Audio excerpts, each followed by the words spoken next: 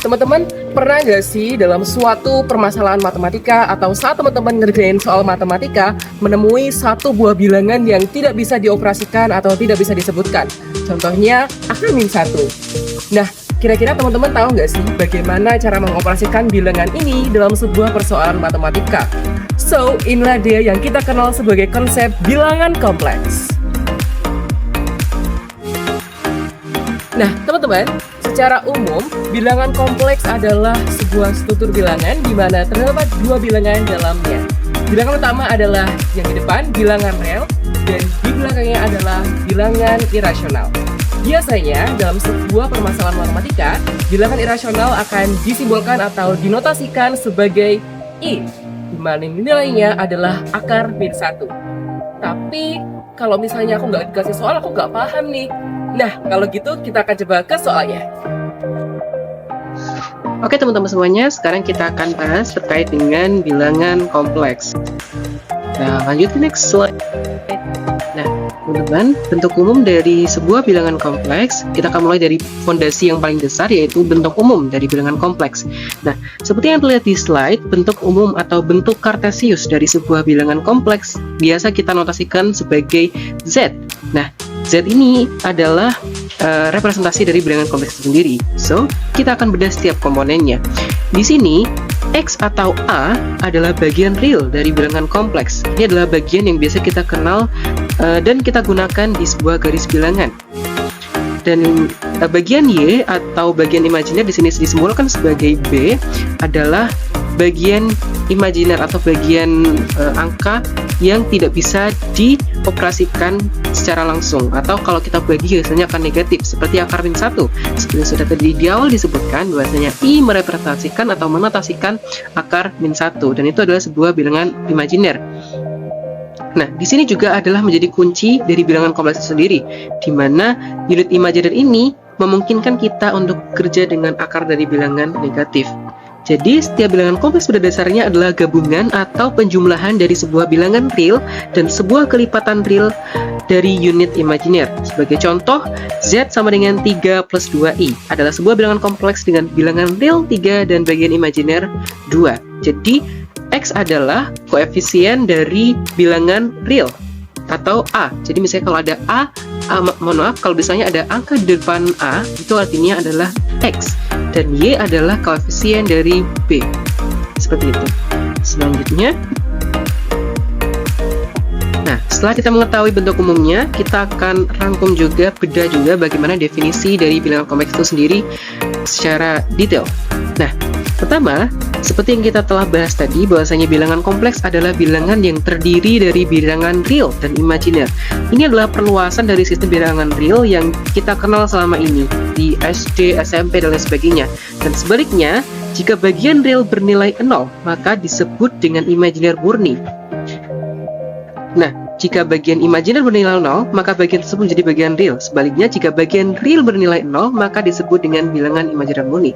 Kedua, setiap bagian kompleks memiliki pasangannya, yang disebut juga sebagai konjugat. Nah, jika kita punya sebuah bilangan kompleks, misalnya anggap saja Z sama dengan X plus IY, maka konjugatnya sering dituliskan sebagai Z min atau Z apostrof adalah Z sama dengan X min IY. Jadi kalau misalnya kita kenal di konsep akar, itu adalah bilangan sekawannya kalau kita akan mengalihkan sebuah bilangan akar. Intinya seperti itu. Nah, bilangan kompleks tidak hanya bisa ditulis dalam bentuk umum X plus Y. Ada cara lain untuk merepresentasikan bilangan tersebut. Contohnya adalah dalam bentuk polar ataupun eksponen. Nanti kita akan bedah juga kenapa kita perlu membuat bilangan bentuk polar ataupun bentuk eksponen. Kira-kira seperti itu. Selanjutnya adalah bentuk polar.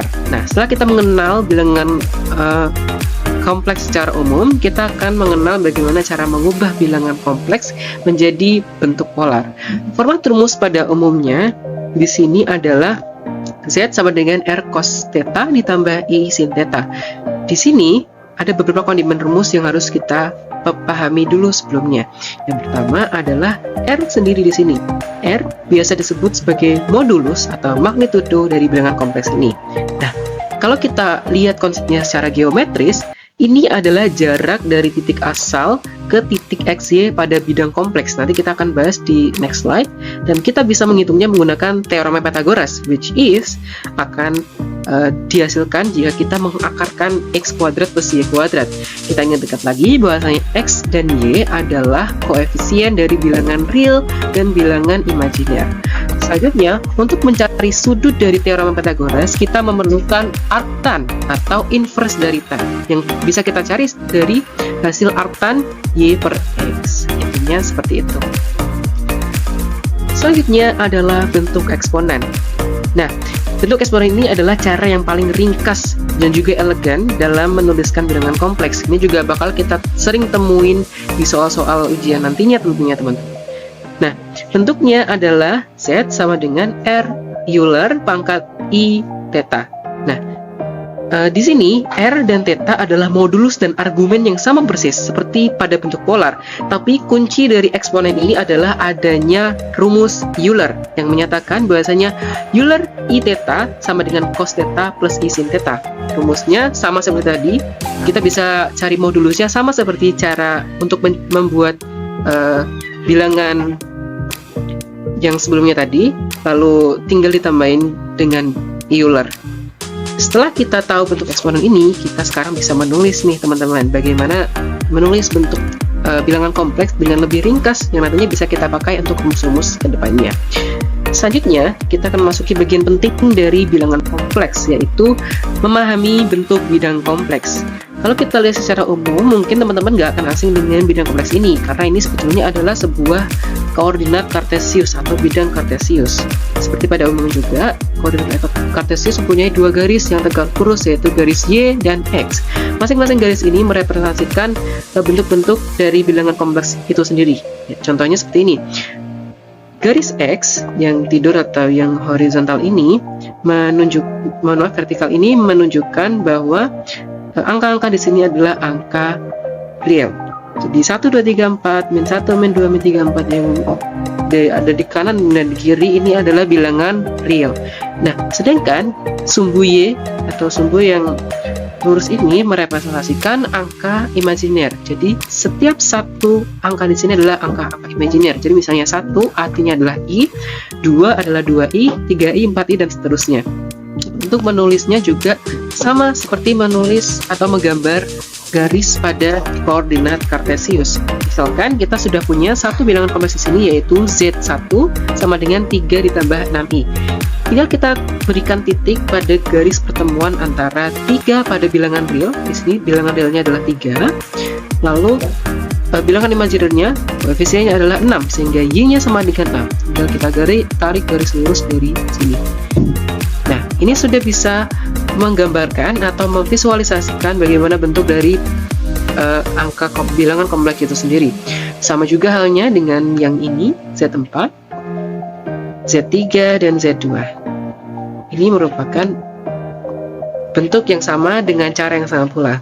Perlu kita pahami juga di sini bahwasanya tiap-tiap bilangan kompleks ini berada pada kuadrannya masing-masing. Kuadran yang paling kanan ini adalah kuadran 1, di mana setiap sudut yang ada di sini adalah besarnya sebesar 90 derajat. Kuadran 2 adalah kuadran yang berada di sebelah kiri dari kuadran 1.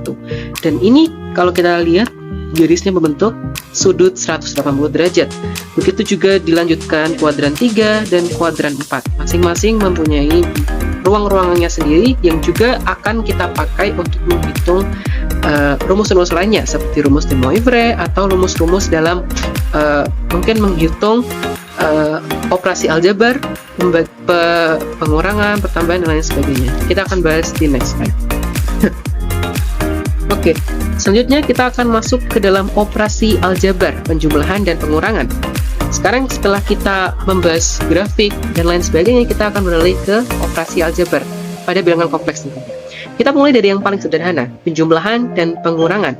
Di sini aturan operasinya sangat intuitif.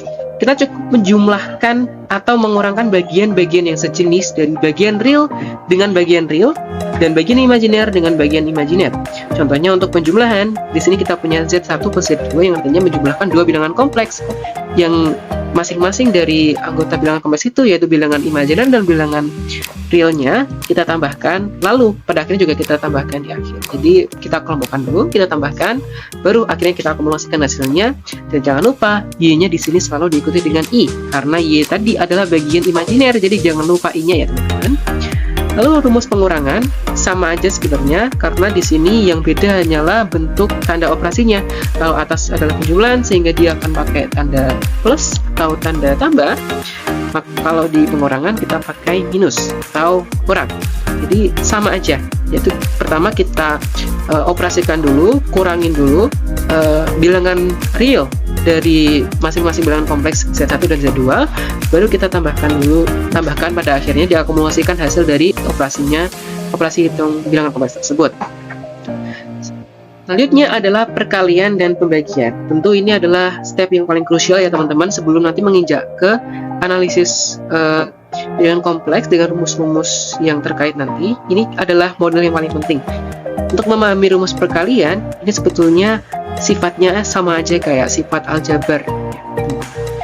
A dikali B sama aja kayak gitulah intinya. Nah, di sini teman-teman, kita sudah lihat ada dua bilangan kompleks, Z1 dikali dengan Z2. Yang pertama kita harus lakukan adalah mengalihkan setiap bilangan yang ada dalam bilangan kompleks. Jadi, kita kalikan bilangan real dengan bilangan real, lalu kita kurangkan dengan bilangan perkalian, hasil perkalian dari koefisien bilangan bukan real atau imajiner. Dan jangan lupa, yang awal selalu minus dan yang belakang ini selalu plus, karena mengacu pada rumus aljabar. Dan di belakangnya jangan lupa ada I, karena di bagian belakang atau Y sudah pasti adalah bagian imajiner. Lanjut, untuk rumus pembagian ini mungkin agak rumit ya teman-teman, cuman sebetulnya konsepnya sama seperti yang di atas tadi, sama seperti konsep perkalian, hanya saja di sini bentuk formatnya adalah pecahan. Seperti yang kita tahu, di sini bentuk umum dari Z1 dibagi Z2 sama aja seperti Z1 kali Z2 di inverse. Nah, nanti inverse juga akan kita bahas di next slide ya teman-teman. Nah, jadi hasilnya adalah pertama kita harus mengalihkan dulu setiap angka-angka bilangan real dengan bilangan real dikalikan dulu, terus kita akumulasikan dan taruh sebagai penyebutnya di sini. Lalu kita bagi dengan hasil X2 kuadrat tambah Y2 kuadrat. Teman-teman, kenapa harus X2 plus Y2? Karena bilangan pembaginya adalah bilangan yang bawah, yang ini, sehingga kondimen yang dari Z2 yang harus dioperasikan. Ini seperti itu. Jangan lupa di sebelah kanan selalu diikuti I karena adalah bagian dari imajiner. Selanjutnya kita masuk ke bagian terakhir, yaitu memahami konsep inverse dalam bilangan kompleks. Nah, seharusnya kita harus tahu dulu inverse itu artinya secara umum adalah kebalikan dari angka. Contohnya Z inverse atau Z-1 itu kan artinya angka kompleks Z sama Z inverse sama dengan 1 per Z. Nah, dari konsep dasar itu kita bisa substitusikan 1 per Z dengan kondimen-kondimen yang ada di dalamnya, hingga menghasilkan rumus ini, di mana X akan menjadi penyebut pemilang dan di bawahnya dibagi dengan hasil kuadrat antara kondimen-kondimen masing-masing. Dan kalau kita lihat di sini polanya sama seperti kuadratik formula, hanya saja konsepnya adalah membalik atau menginverskan bilangan kompleks dari yang awalnya positif menjadi pangkat negatif, ya seperti itu. Nah, dengan menggunakan teknik yang sama seperti pada pembagian tadi, kita harus kalikan pembilang dan penyebut dengan konjugat dari Z, yaitu Z min sama dengan X min IY. Jadi tinggal kita substitusikan rumus ke dalam konsep inverse ini. Nah teman-teman, tadi kita sudah melihat pembahasan terkait dengan bilangan kompleks, mulai dari operasi hitungnya, mengubah bentuknya menjadi polar dan eksponen, sampai ke sifat-sifatnya. Sekarang giliran kita untuk mengerjakan latihan soal. Nah, di sini sudah disediakan sebuah soal di mana ada dua bilangan kompleks yang dimana masing-masing Z1 dan Z2-nya memiliki dua struktur bilangan yang sudah kita bicarakan tadi, yaitu bilangan real dan juga bilangan imajiner. Nah, di sini kita harus menjumlahkan dan mengalihkan kedua bilangan ini. Gimana caranya? Yuk kita recall our memory. Oke. kita harus ingat bahwasanya untuk menghitung Z1 plus Z2 kita gunakan konsep aljabar yang sudah kita pelajari tadi, yaitu kita jumlahkan kedua X-nya, lalu kita jumlahkan pula hasil dari penjumlahan kedua Y-nya seperti ini. Lalu kita substitusikan X1 dan X2. Teman-teman harus ingat bahwasanya X1 adalah koefisien atau nilai dari bilangan real pada bilangan kompleks Z1 yang adalah 3. Sehingga kita masukkan 3 ditambah 2, lalu kita tambahkan dengan hasil dari Y1, yaitu di sini koefisien dari bilangan realnya atau pengali dari bilangan real imajinernya, maaf ya, 2 ditambah Y2 di sini adalah min 3. Teman-teman harus ingat di sini ada minusnya, jadi jangan lupa tetap untuk ditulis. Jangan lupa sama bagian sini belakang harus diberi imajiner karena ini adalah bagian Y atau bagian imajiner dari bilangan kompleks. Kalau nggak ada ini nggak bisa disebut sebagai bilangan kompleks. Lanjut, 3 ditambah 2 sama dengan 5, ditambah dengan 2 plus min 3. Plus ketemu min adalah operasi hitung yang akan menghasilkan minus, sehingga kita langsung bisa tulis aja sebagai minus 1. Kenapa? Karena 2 dikurang 3 adalah minus 1, sehingga kita tulis min 1 kali I. Selanjutnya 5 ditambah min 1I. Nah, ini juga sama, tanda operasi plus dan min akan menghasilkan negatif, sehingga kita bisa langsung tuliskan sebagai 5 min 1I atau 5 min I. Nah, sudah ketemu hasilnya, sehingga dapat disimpulkan dari hasil operasi hitung kita kali ini bahwasanya Z1 3 plus 2I dan Z2 2 min 3I jika kita jumlahkan hasilnya akan sama dengan 5 min I. Nah teman-teman, tadi kita sudah mengerjakan bagaimana cara untuk mengoperasikan dua buah bilangan kompleks jika kita tambahkan. Sekarang kita akan gunakan rumus perkalian bilangan kompleks. Kita ingat-ingat lagi bahasanya Z1 dikali Z2 adalah X1 dikali Y1 dikalikan juga dengan X2 dikali Y2. Di sini kita akan substitusikan nilai-nilai dari masing-masing X dan Y. X1 di sini adalah bilangan real, jadi 3 dikalikan dengan 2I yang merupakan Y1. Kita kalikan dengan 2I.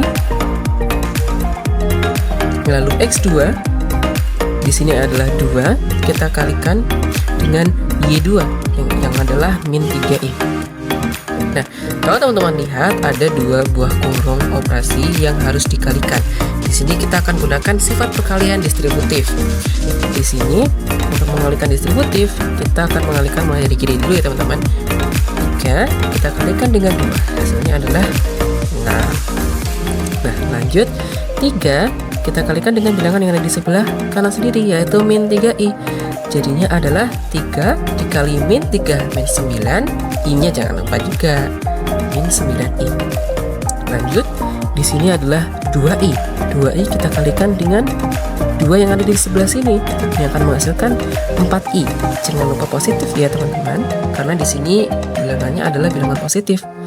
Lalu kita kalikan 2i ini dengan min 3i. Kita kalikan dari koefisiennya dulu. 2 kali min 3 adalah min 6. Jadi kita tulis min 6. Dan di sini wah, ada i kuadrat. Kenapa bisa jadi i kuadrat? Karena di sini adalah i dikalikan dengan i. Jadi adalah i kuadrat.